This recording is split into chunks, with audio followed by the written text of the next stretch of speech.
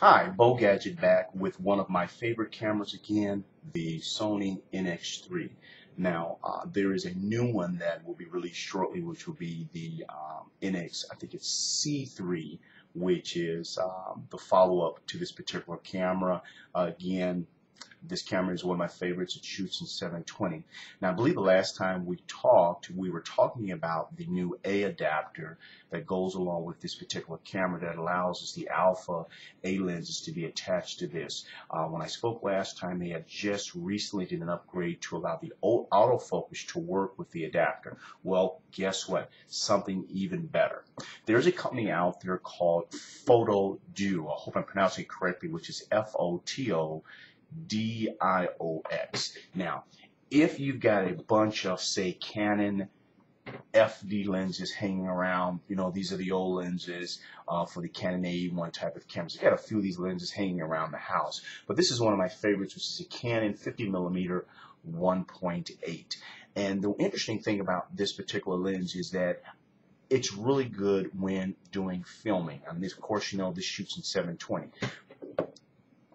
Let's go ahead and remove the standard 16mm lens. Of course, you've got the sensor. There it is right there. What's really cool about these adapters, this is an FD adapter.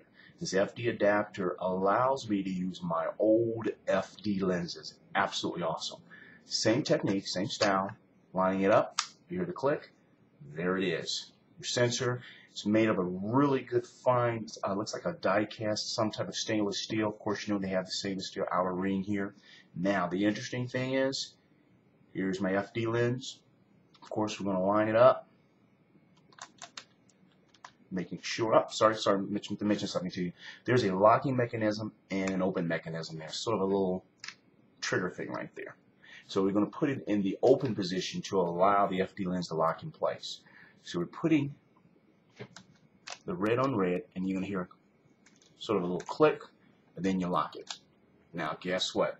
There it is. Now, if you pay very close attention to the aperture, look at that. That is awesome.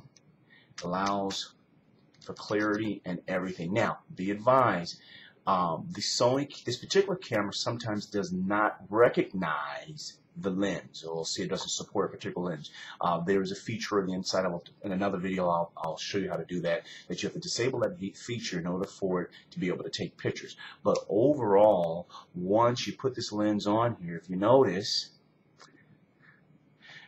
you have to use a little of your manual. Let's actually look. Actually, too much light's coming in, so let's kind of change that. You see? You see that? Look at that. That's me changing the f-stop. And then just a little bit of manual focusing. The autofocus doesn't work on this particular type of adapter, but that's okay. If you're a good photographer, you don't mind manual focusing. But anyway, there it is. There's the FD lens right there. It looks absolutely awesome. I've got other FD lenses at work. I also just recently picked up the EOS adapter for Canon lenses.